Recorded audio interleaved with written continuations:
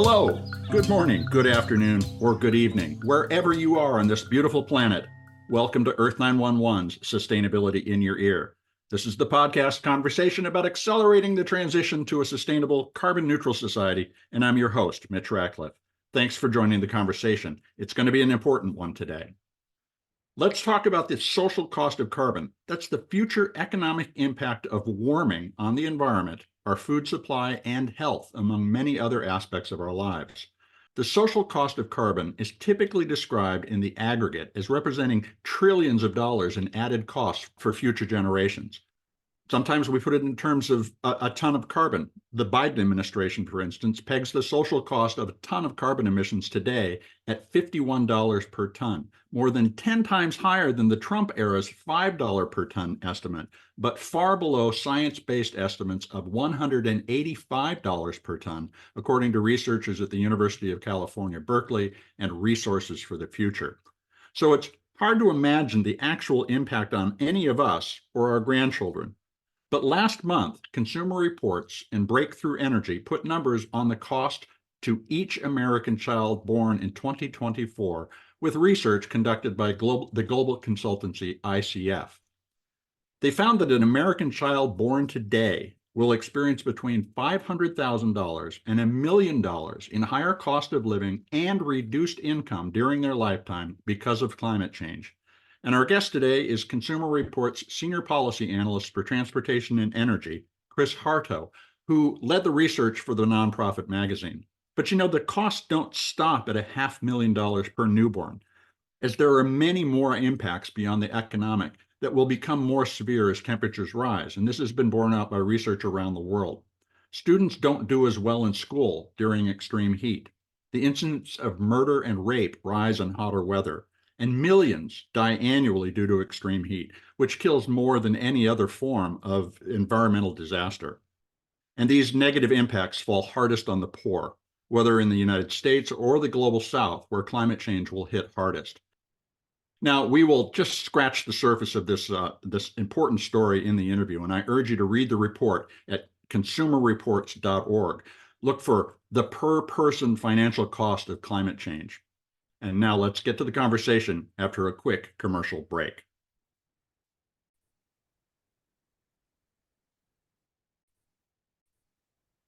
Welcome to the show, Chris. How are you doing today? Doing good. Thanks for having me. Well, hey, thank you for coming to talk about this really important article. And I wanted to start off by asking what prompted Consumer Reports, which generally gives us advice about what to buy and how to get the best deal, to commission a study on the economic impact of climate change for future generations. Yeah, so really discussions around climate change we find are often framed around the environment and have a hard time connecting with our members. So we really wanted to look more closely at how it will affect people. And it's such a big problem, it can be hard to wrap your head around. So we really wanted, we really chose this perspective of a child and the cost to that child as something that we think might be able to connect with people a little bit better than some of the environmental messaging around climate change that we see commonly. Well, I can tell you as an older reader, it connected with me as well, and not just because I've been paying attention to this, but it really made tangible the kinds of impact we're talking about. I mean, it's already hard enough to save to retire. To look ahead at what my grandchildren are facing was really a powerful perspective. Now, the report estimates a potential loss between $500,000 and $1 million per year per child born in 2024 due to climate change. How did you arrive? What was the methodology that developed this scenario that we're reading about? Yeah, so we really started by looking at the biggest buckets of expenditures for families. So housing, energy, food, transportation, and healthcare. But then we realized that spending is only half the story. So we also looked at the money coming in. That included reductions in income, increased burden of taxes, and the ability to save for a comfortable retirement. Overall, we found that both of these impacts on cost of living and the cost of income made up about half of that $500,000 number. The biggest number and really the biggest uncertainty came with that retirement income piece. which isn't included in the $500,000 number, but that we estimated could add up to another $400,000 in lifetime cost. The challenge in that is it really depends a lot on people's ability to save in the first place, Right. which is going to be stressed by their cost of living being squeezed on both ends. Well, let's talk a little about how the cost of living will change. And let's start off with housing. Now, you estimate that it'll cost about $125,000 more over the course of a lifetime to simply have a place to live. What contributes to that? Yeah, with housing, a lot of it is really associated with risks from extreme weather and how that affects, you know, home just home repair costs Mhm. and insurance costs. So even if your home over your lifetime is never, significantly damaged by an extreme weather event, whether it's a wildfire or a flood or a hurricane or even a hailstorm that requires you to replace your roof, um, all of those things are going to increase the cost of insurance. So even if your home is never directly affected, the cost of insurance is going to start, getting much more expensive regardless of where you live. And that's just yeah, good. That's the reality. I live in an area where it is difficult to get insurance on a house because of wildfire risk. And Yeah. did you look at the potential, just simply the loss of the ability to insure a home? It does not include, insurance just not being available. And you're absolutely right. My sister-in-law just lost her insurance in North Carolina. She's not Mhm. even near the coast. She's an hour from the coast, and her insurance company dropped her because of higher risk, and they had to go and shop for new insurance and pay more for insurance because of it. Well, now let's talk about energy. You estimate there it's about $92,000 in incremental added cost over a lifetime. Where does that cost come from? Yeah, again, with energy, it's again a lot of risk. It's a lot of extreme weather. There's a we think of energy as, we plug into the wall and the light comes on, or we go to the gas station and we pour the gas into our tanks. But there's so much infrastructure behind all of that energy. Every time there's a hurricane in the Gulf of Mexico, the price of gas spikes Yeah. because almost all of our refineries sit right along the Gulf Coast, right in direct line of hurricanes. So even if they don't get hit by hurricanes, they end up having to be shut down for weeks. All of the drilling activity that happens in the Gulf of Mexico gets shut down. And all of that affects the price of energy you pay. Again, what wildfires, lots of wildfires being both sparked by power Mhm. lines and also power lines being damaged by uh, wildfires, by hurricanes, by storms, by tornadoes. It's just more costs going into the system, and that those costs are going to filter through into a higher cost of energy. I was surprised that food was only about $33,000 in added cost. It seems to me that that's an area where there could be explosive rises in prices as a result of extreme heat, for instance. So, how did you come up with what I think is a surprisingly low number? Yeah, and there's a lot of uncertainty and all of these numbers to be clear. We really think this is a first cut. Hmm. And we really just looked at some of the biggest impacts. But yeah, food is one of the most important purchases in a family's budget. It's not always the biggest cost, like in terms of how much you spend a month on food versus how much you spend on housing.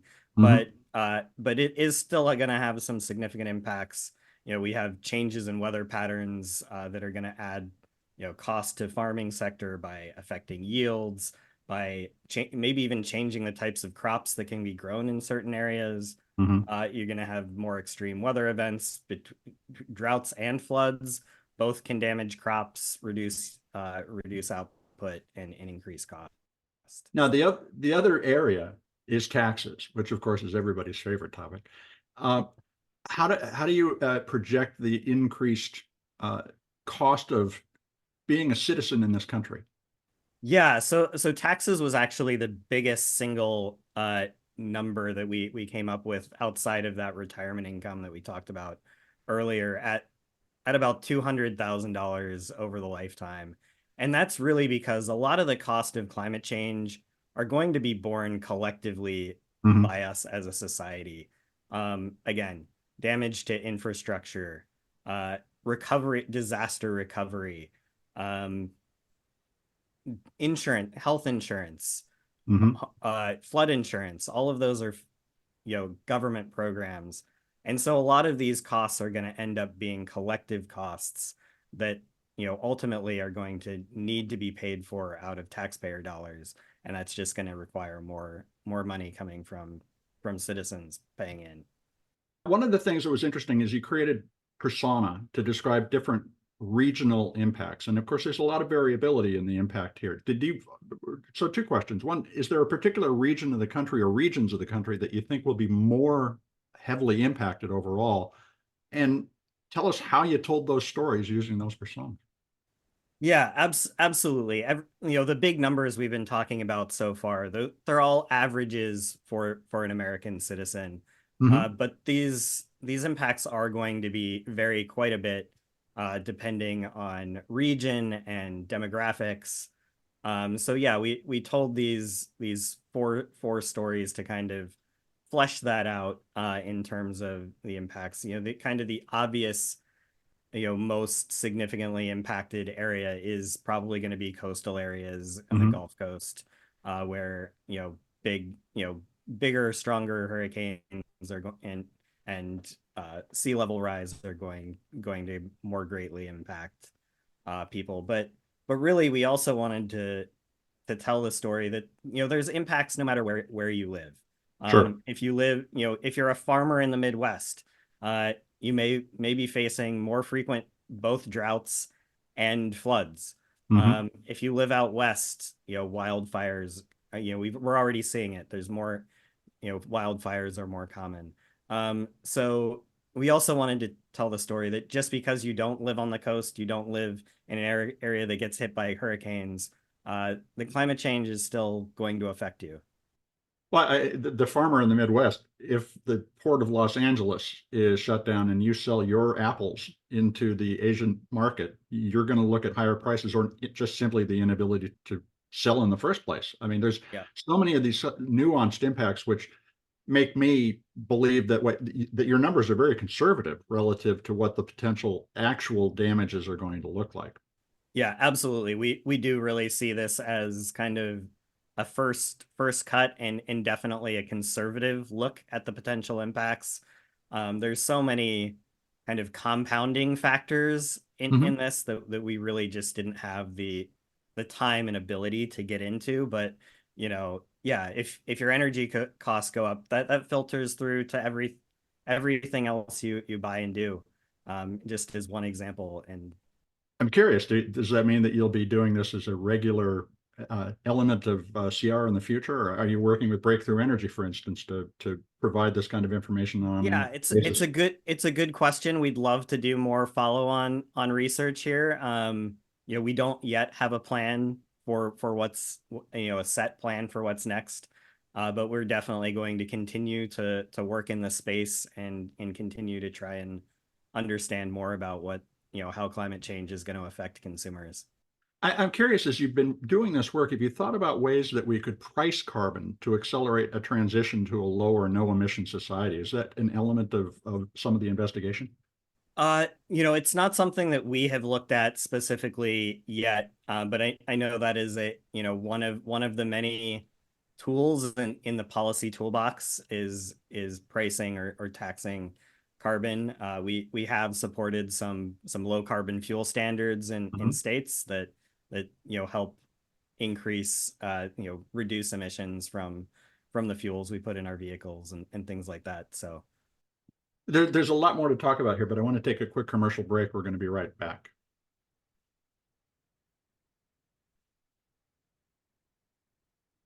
Now let's get back to our conversation with Chris Harto. He is Senior Policy Analyst at Consumer Reports based in Washington, D.C., and we're discussing the article in the April issue of Consumer Reports, Climate Change Could Cost Each American Born Today $500,000.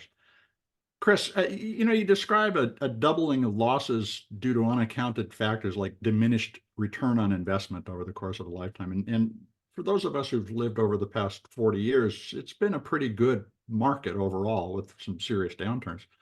Can you explain more about how climate change will compress our ability to save for retirement? Yeah, absolutely.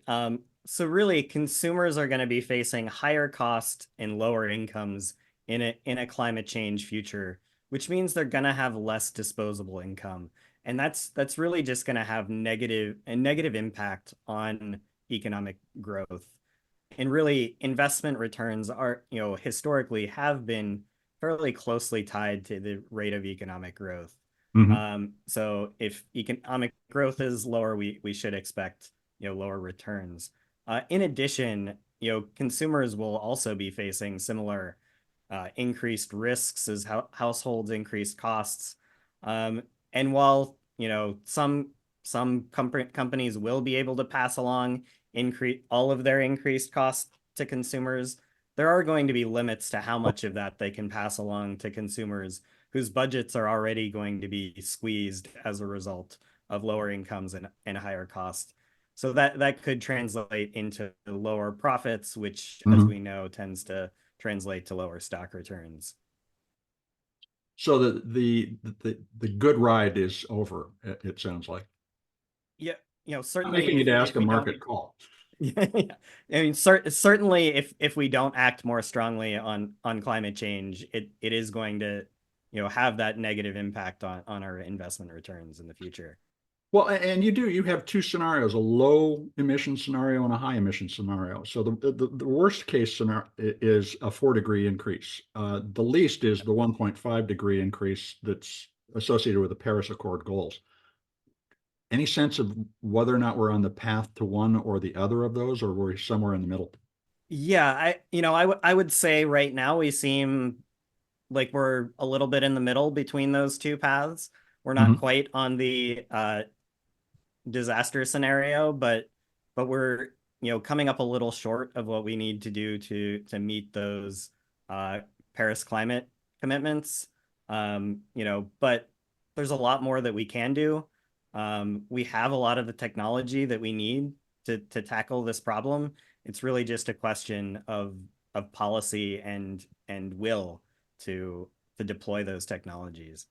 Going back to the question about the falling return on investment, do you think that since we have many of these technologies and we just lack the will to put them into work, that there's a potential for economic resurgence as part of the transition?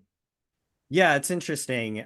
In if you go back to our low scenario, on the high scenario, we see a significant negative impact on estimated returns for retirement income.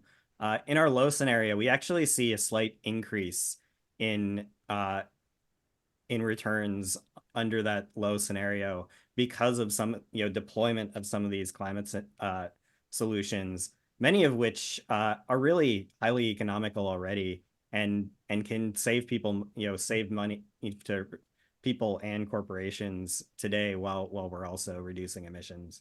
Were there any technologies, and you worked with Breakthrough Energy, which, and for purposes of disclosure, Breakthrough Energy is owned by Bill Gates. And folks, I also, in my day job at Intentional Futures, do some work with Bill Gates. So I want everybody to know Breakthrough Energy is looking at a variety of technologies that might relieve many of the burdens we're talking about. For instance, the advent of fusion, more solar emission, or excuse me, more solar generation.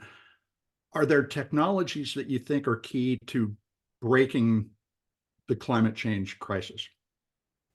I again, I think we, certainly some of those further off technologies will help a lot, but we can get a long way with a lot of the technologies we already have, which include, solar and wind Mhm. power, increasingly backed up by cheaper batteries that are hooked up to the grid. Um, you know, cleaner cars are one of the best investments that we can make as a society. Um, hybrids, plug-in hybrids, Hmm. electric vehicles, all more than pay for themselves in reduced fuel reduced fuel spending. Um, and those are some of the highest emitting sectors. If we can decarbonize our electricity, if we can drastically reduce the amount of pollution we put out from our cars, um, that gets us a long way. There's some other sectors that are harder to decarbonize, but those two big chunks, I feel like we have most of the technology we need, and we just need to deploy it faster. By reframing this from simply an environmental discussion to an economic one as well, how do you think we can use this information, both as consumers and potentially as an investor, to drive that kind of transition that you're talking about towards something that will both lower the overall impact or even change our society and turn it into a more prosperous, green, and equitable one? Yeah, we're really hoping that using this framing of not just the environmental impact, but the economic impact will help to change the conversation a little bit around climate change.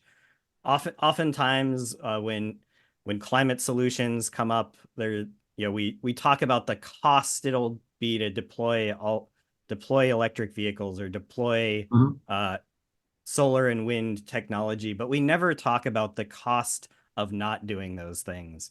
And we really wanted to be able to counterbalance, yes, it's going to cost some money it's going to take some investment. Most of those investments we see will pay off, not just in reduced environmental impact, but in fuel savings, in reduced energy costs. Um, but but we never look at the cost of doing nothing. We rarely look at the cost of doing nothing, the cost of continuing to do what we're doing today, in burning fossil fuels and polluting our environment. And we really wanted there to be a counterbalance to that cost narrative that opponents of climate action usually lean on to say why we shouldn't do things that are good for the climate. It is. It's a form of short-term thinking that really blinds us to the real consequences and the real costs. One of the other elements of the story, and you touch on this a variety of ways, but can you talk about some of the unquantified effects of climate change that could make this more trying to live through? Yeah. There's so much we know that we don't know yet. This study really just scratches the surface, looking at a few specific impacts in a few specific areas. We didn't really look at any of the bigger systematic risks, like the potential for climate change to result in economic crashes Hmm. or increase in international conflicts or increase the frequency of pandemics, or for climate change to hit important tipping points that greatly magnify the impacts. All these types of events are really difficult to predict, but their impact could really dwarf the more mundane everyday impacts that we tried to quantify in this study.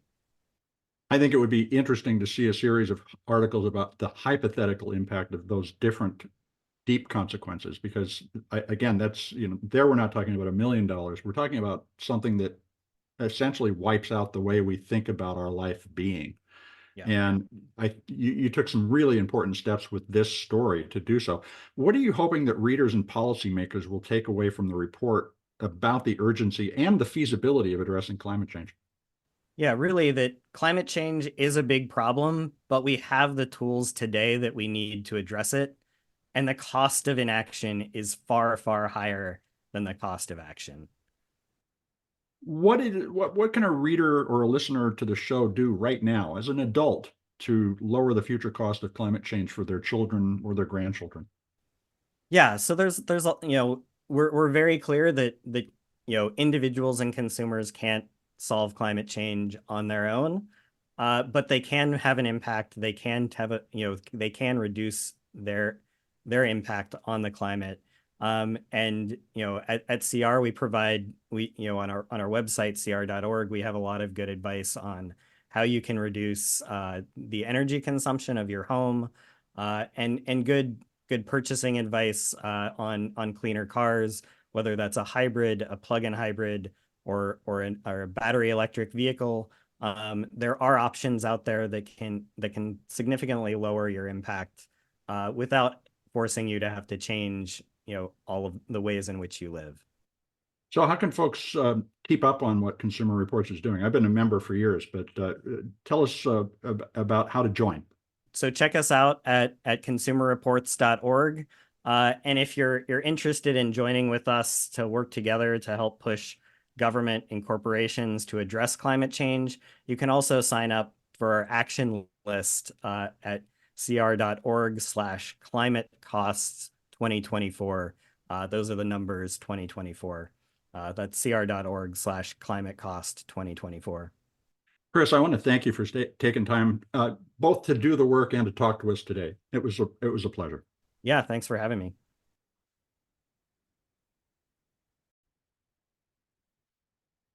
That was my conversation with Consumer Reports Senior Policy Analyst for Transportation and Energy, Chris Harto, about the magazine's April 2024 article, Climate Change Could Cost Each American Born Today $500,000. You can find the story at consumerreports.org. The choice between action and inaction is one we face every day, and one that we have faced every day since we evolved as a species. The times have made that choice to act or stand firm in our habits all the more urgent. We have to recognize the consequences of what we do, not necessarily just of our choices, but of choosing not to act, as Chris pointed out. Do we keep living the way that we have, or do we make a change in order to help our children and our grandchildren? That question has become a daily economic one, and unfortunately a political football that burdens what are straightforward science-based decisions about environmental impacts with more challenging personal, moral, and political consequences. If you are willing to make only a small change, believe me, they do contribute to progress toward a low emissions economy by sending critical signals to industry. And we have to think longer term when making decisions. As Chris explained, the higher purchase cost of an EV or an electric hybrid can save us money in the long run, as well as reduce the emissions that are warming the planet. The choice of where to live to ensure that families will be prosperous or at least have a better shot at prosperity is driving a reorientation of both American and global populations. And there are so many emerging issues that show how the take, make, waste society that we live in is teetering under the weight of its pollution and negative human impacts. But there's one good thing about this. We still have the freedom to choose and the opportunity to choose well based on more information about the long-term consequences of today's decisions.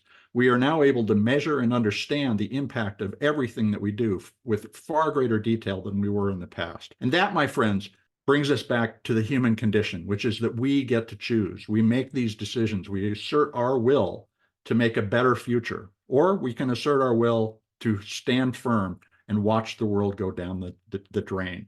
It's up to us. And Consumer Reports' effort to put a personal economic frame around the choices we make each day about our climate impact is an important step. And I urge you to read the story at consumerreports.org. And I also hope you'll take a moment to share this podcast or any of the more than 470 interviews that we've done on sustainability in your ear by writing a review on your favorite podcast platform. It will help your neighbors find us. And folks, you're the amplifiers who can help spread more ideas to create less waste. So please tell your friends, family, and coworkers that they can find us on Apple Podcasts, Spotify, iHeartRadio, Audible, or any of the fine purveyors of podcast goodness that they prefer. Thank you for your support. I'm Mitch Ratcliffe. This is Sustainability in Your Ear, and we'll be back with another innovator interview soon. In the meantime, folks, take care of yourself, take care of one another, and let's all take care of this beautiful planet of ours. Have a green day.